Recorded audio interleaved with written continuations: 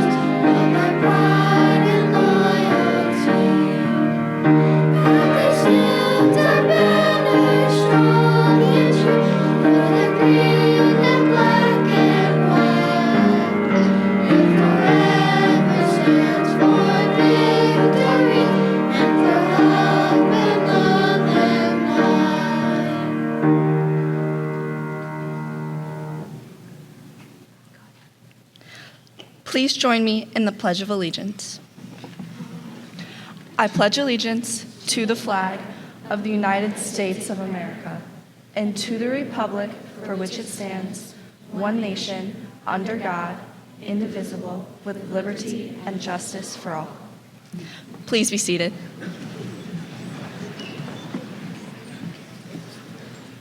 Morgan, please come to the podium.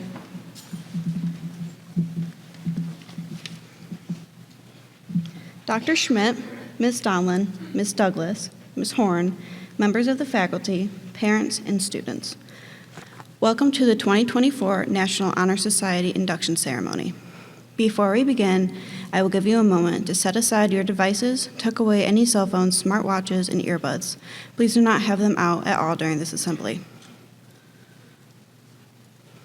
Thank you. We ask that you give your full attention and your respect to a ceremony that has been honored in high schools across our country since 1921. We are gathered here to formally recognize those students who have been selected for successfully completing their candidacy and are being inducted as new members of our NHS chapter.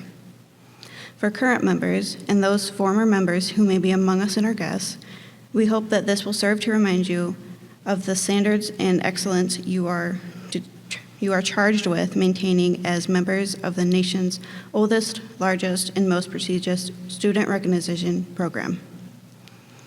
Our school's chapter is proud to have been inducting new members since 1997, and today's ceremony indicates a continuing emphasis on excellence that we represent for our school and community. Throughout the year, members of our chapter serve as role models for other students. In addition to the strong academic records which established our eligibility for membership, our chapter members are leaders in many student organizations, and we serve our school and community through activities, including the Senior Citizens Banquet.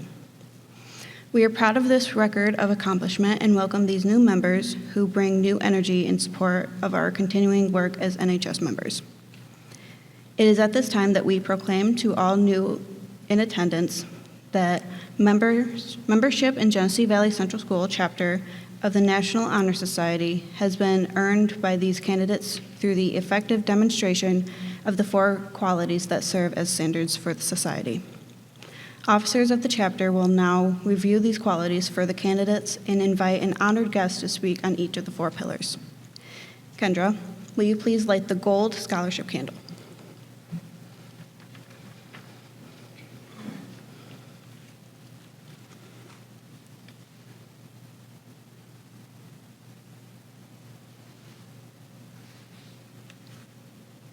Molly, please introduce the scholarship pillar.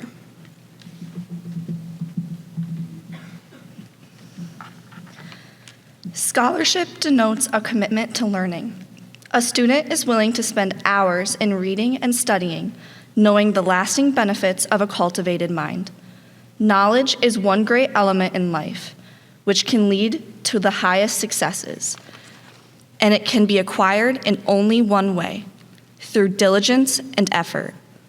Learning furnishes the lamp by which we read the past, the torch guiding us to understand the present, and the light that illuminates the future. Candidates have the charge to continually expand their world through the opportunities inherent in scholarship. This pursuit goes far beyond the grades each receives in school. Our NHS students are curious and strive to see how the world outside of school connects to the work they do in the classroom. Ms. Preston, please share your thoughts on scholarship.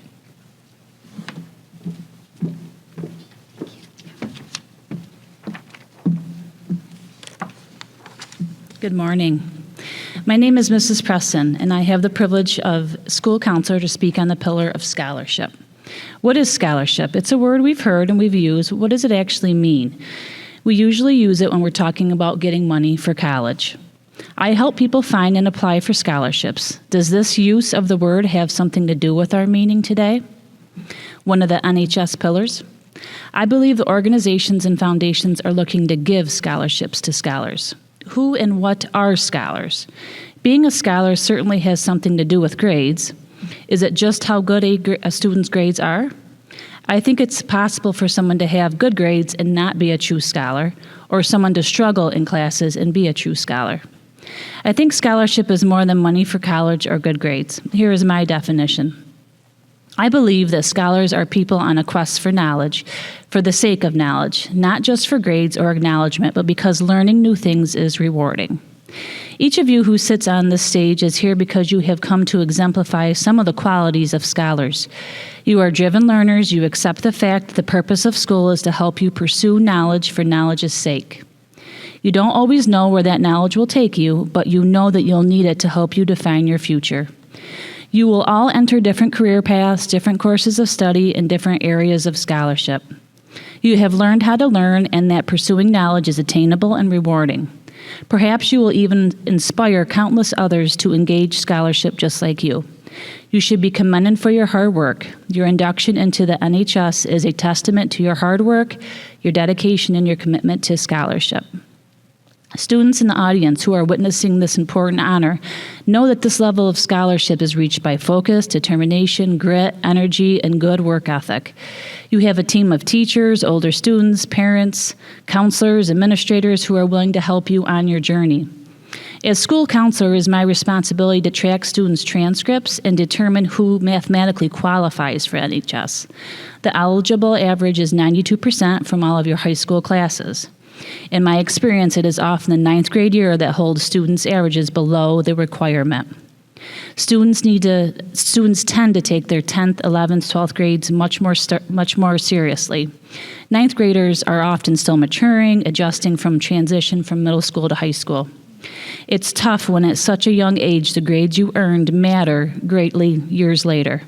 Often students regret their lack of scholarship in ninth grade. I say this to encourage 7th and 8th graders to think carefully about their scholarship as they enter high school. I say this also to 10th graders who know they've become more mature scholars to push themselves to make up for academic struggles in ninth. I also want to share with all of you, successful people are those who are lifelong learners, people who love to learn new things, who want to know more, and who are constantly seeking a lifetime of scholarship. That's more important than NHS, money for college, or your grades in high school. That's what we want. That's what GV wants. That is what GV wants to push you to become lifelong scholars. Now, Kimmy will introduce leadership pillar. Morgan, will you please light the red leadership candle?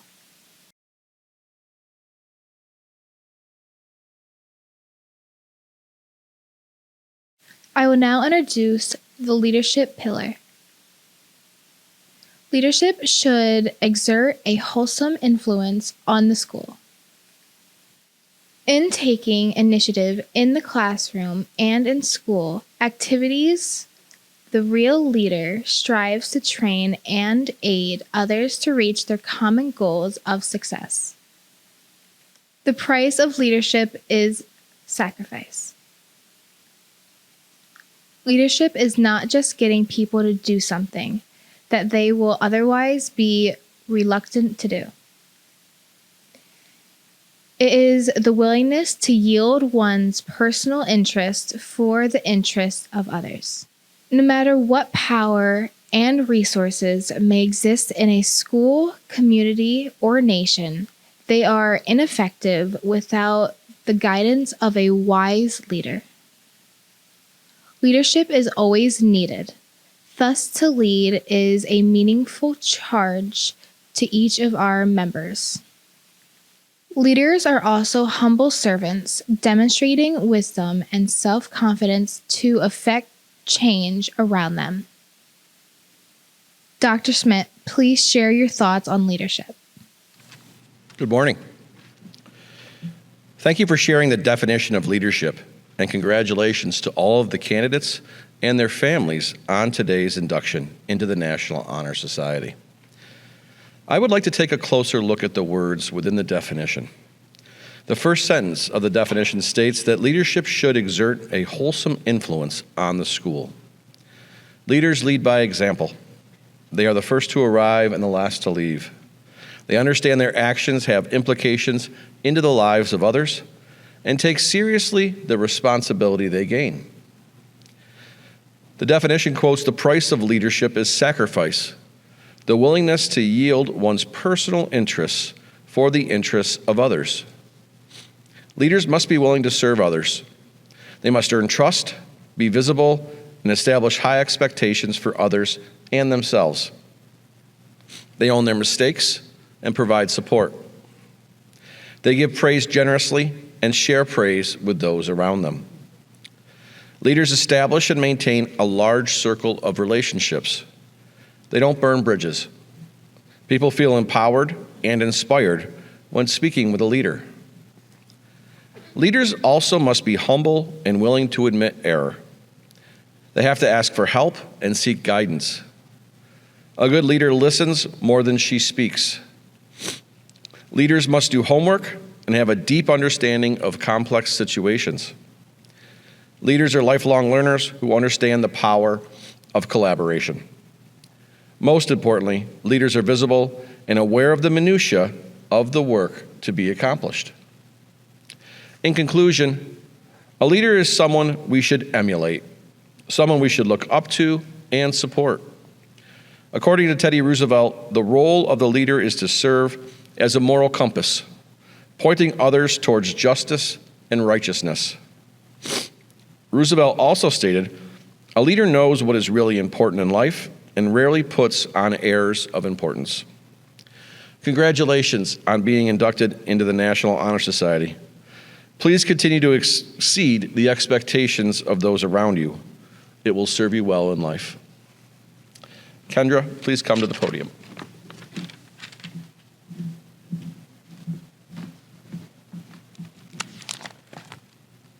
Molly, will you please light the purple service candle?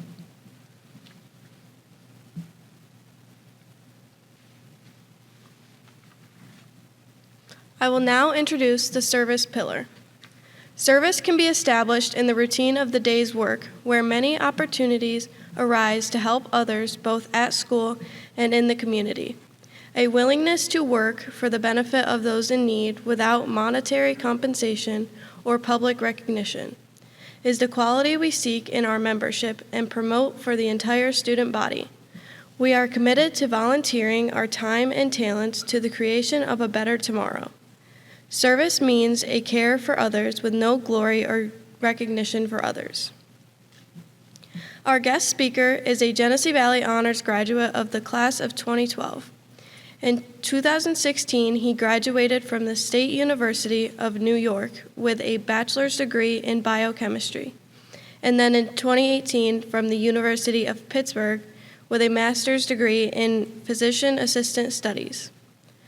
He worked for 4 years with Jones Memorial Hospital in Wellsville in orthopedic surgery, and now serves in Charlotte, North Carolina in orthopedic surgery, where he primarily works on hip and knee replacements in the operating room.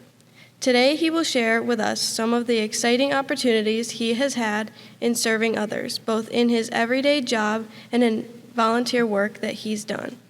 Mr. Travis Ely will now share his thoughts on service. Hello, students, faculty, staff, administration, and Genesee Valley community. I want to thank you all for the invitation to speak at this year's induction of the newest chapter in the National Honor Society. I wish I could be there to share this exciting day with you all in person. I hope this message resonates with you in a meaningful way. First and foremost, candidates, congratulations to each one of you on being nominated to join this very select, unique group of individuals that represents yourself, your families, school, and community. Some, or more likely many, people have observed qualities that you possess, exhibit, and practice that make your nomination to the National Honor Society well earned. During the course of your schooling, extracurricular involvement, and life outside the classroom, you have demonstrated the qualities that comprise that of the National Honor Society: leadership, scholarship, character, and service. Today I'd like to speak with you about service. Service is not limited to one discipline, setting, or area. There's no limit to how big or how small an act of service has to be in order to qualify as such. You do not have to start a nonprofit. You aren't required to donate money. Undoubtedly, you have already demonstrated what it takes to serve others and have likely already done so many times. It can be simple or it can be complex, spending your time to assist others with a task, helping someone to solve a problem they're having difficulty with, using your skills, knowledge, and everything in your position to provide something to someone or a group to better their life and the position they are in. Allow me to share some of my experiences in service. From my days at Genesee Valley years ago, I volunteered a day at Jones Memorial Hospital to place paper letters inside envelopes and prepare them for mailing. One summer, I accumulated dozens and dozens of hours assisting the hospital to sort through old files and documents that were designated to be shredded. In my undergraduate schooling at the State University of New York, Brockport, more opportunities arose. I volunteered at 5K races and marathons to help set up and staff water stations, handing water to the runners, and cleaning up afterwards. I spent 4 weeks at our summer orientation program for incoming freshmen. In this time, we spent a week of training, followed by 3 weeks of 2-day orientation sessions. During these sessions, we guided incoming students around the campus, led them to scheduled presentations, spoke with them about our experience in college and on campus, and spent time with them at the end of the day in fun, organized social settings in the union and dorm around campus, using activities to facilitate students meeting others, and allow these students to become more comfortable with their upcoming transition to higher education. We were immediately a familiar face they may recognize throughout the semester. There were approximately 25 orientation leaders and several resident assistants, who were also our peers, and many staff members who engaged with each other on a daily basis. Serving a common purpose or goal with others greatly heightened my experience, as it does with everybody. It was an incredibly great experience for all of us. I was also in the peer mentoring program for a couple semesters, in which we spent the fall semester assisting new students with navigating and adjusting to college life, whether it be providing answers to simple questions or directing them to another resource for the unique needs they had. We were there should they need us, and were often one of the few people they were most comfortable with approaching if they needed assistance. Each mentor would spend an hour per week in their freshman seminar class of 20 to 25 students, and 30 minutes for a weekly check-in in addition, with just the mentor and the students, working on structured projects for the mentoring partnership. I also spent 2 semesters completing the leadership development program with a component focused on community service. The project lasted several weeks. My group of 6 to 7 people decided to fundraise for the Mary Cariola House in Rochester, a nonprofit that provides education, residential programs, and other services for individuals with multiple and complex disabilities. During my graduate education at the University of Pittsburgh, a few other students and I staffed our program table at the open house session one year. Some classmates and I spent a half day during potential student applicant interview sessions to answer questions from our perspective as current students. At the university-wide Make a Difference Day, many members of our class made felt hats for infants undergoing chemotherapy treatment at the Children's Hospital. It is through service acts that you will gain an understanding of not only others and their unique circumstance, but an understanding of what you are capable of and the impact that you can make. In my current career, I spend every day doing my best to serve others in their best interests, using my knowledge, skills, and experience to aid people during their times of need. They entrust me to help them return to a quality of life that they are satisfied with. We serve our coworkers when they need assistance, support, and help to bear the burden when they may be overwhelmed. Service is not one thing. It is an idea. It's a concept. Each one of you has unlimited potential to positively impact countless people. I'd like to leave you all with 2 quotes. The first from Mahatma Gandhi. The best way to find yourself is to lose yourself in the service of others. The second is from Maya Angelou. People will forget what you said, people will forget what you did, but people will never forget how you made them feel. As you all take the next steps in your own path in the years to come, I challenge you to look for opportunities to practice selfless acts of service, big or small, to enrich and improve the lives of others, while also improving your own. Once again, congratulations inductees, and welcome to the National Honor Society. Mrs. Horn, will you please light the white character candle?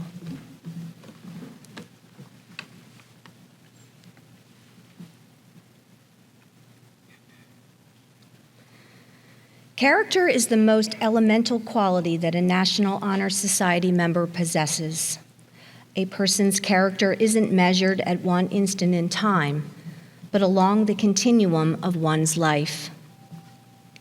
The right decision is rarely the easy choice one must make. Our ability to make difficult choices is the truest measure of ourselves.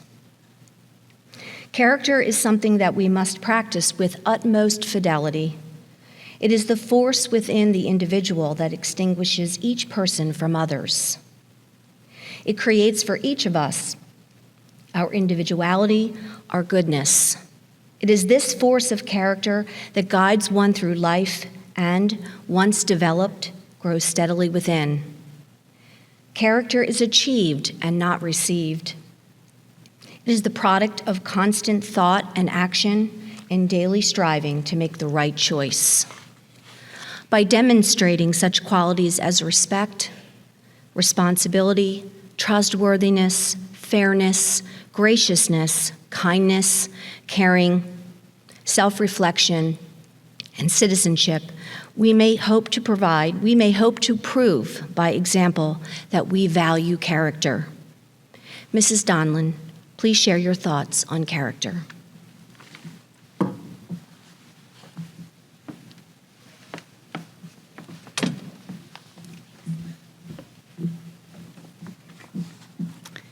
A person's character can be difficult to define.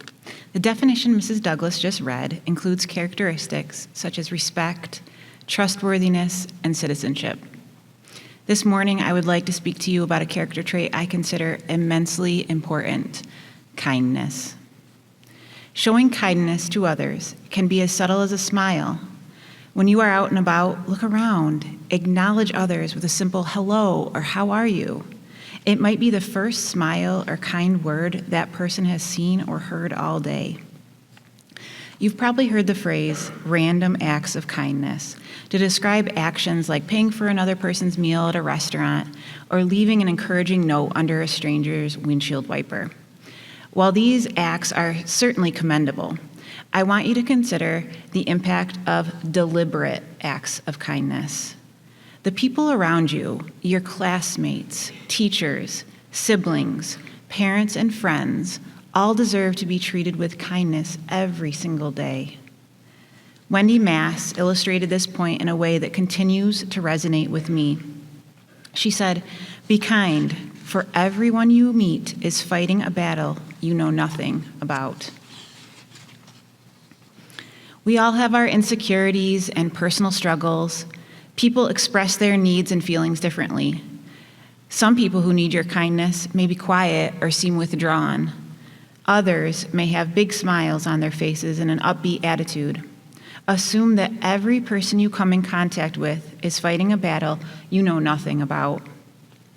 Consider moving beyond a smile or kind greeting. When a certain person crosses your mind, let them know you're thinking about them. Write a note, send a text, make a phone call. Find a way to remind them that there is someone who cares about them in whatever battle they are fighting. Who can you show kindness to today? Does someone immediately pop into your mind? I want to challenge you to take a minute to reach out to that person today or tomorrow. You may never know the impact your words and actions have on that other person's life. Treating others with kindness is one of the best gifts we can give and an important part of the pillar of character. I'd like to share the same quote that Mr. Ely just shared in his video. This is by American poet Maya Angelou. She said, "I've learned that people will forget what you said, people will forget what you did, but people will never forget how you made them feel." Thank you. Mrs. Horn, please come to the podium.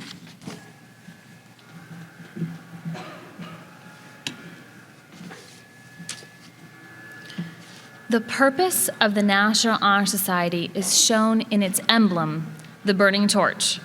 It signifies a wish to serve, a desire to achieve, and a pledge to uphold the ideals of society. We light candles to remind us of these ideals. Would the current members please stand with their candles?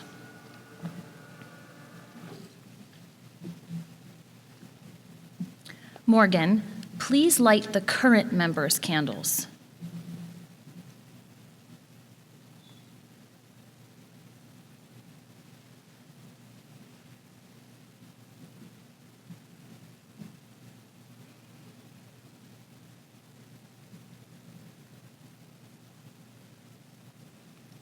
Molly, please come to the podium.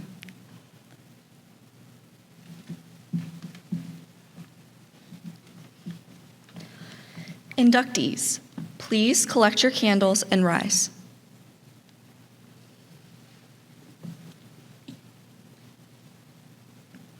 With the help of my fellow members, we would like to induct the following students who have met the qualifications for membership. Kendra, please light the candles of the new members.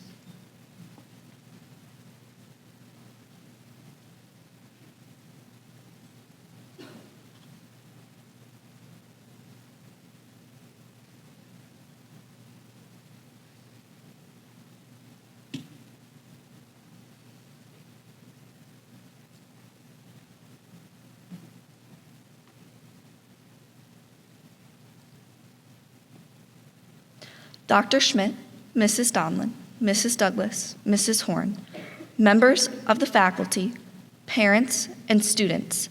These are the new members of the Genesee Valley chapter of the National Honor Society for 2024.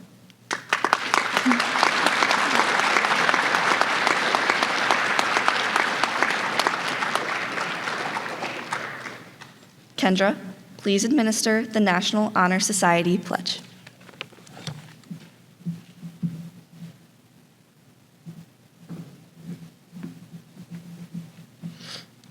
At this time, will the new inductees please raise your right hand and repeat the pledge? I pledge myself to uphold the high ideals of the National Honor Society, to build strong character in myself and others, to further the advancement of scholarship, to carry aloft the torch of leadership, and to serve my school, my community, and my country in the interest of humanity. Please remember, this audience has witnessed you pledging yourselves to the high purposes of the National Honor Society. You may all extinguish your candles. Current members, please be seated. New inductees, please remain standing. Morgan, please come to the podium.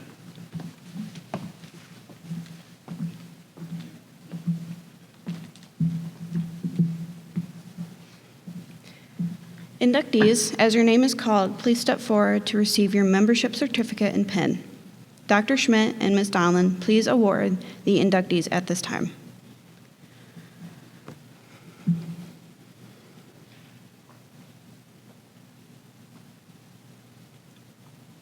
Emily Brown, daughter of Titus Brown and Shannon Cornish, come up and receive your certificate and pin.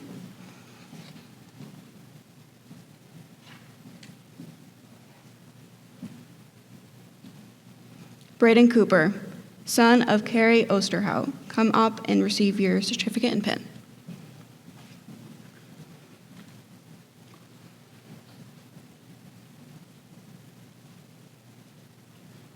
Ryan Deshu, son of Andrew and Valerie Deshu, come up and receive your certificate and pin.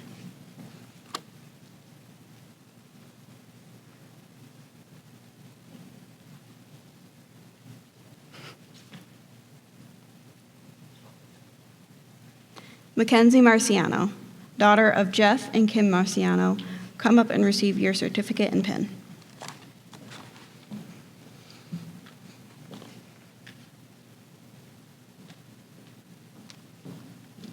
Please join me in congratulating the newest members of the Genesee Valley National Honor Society.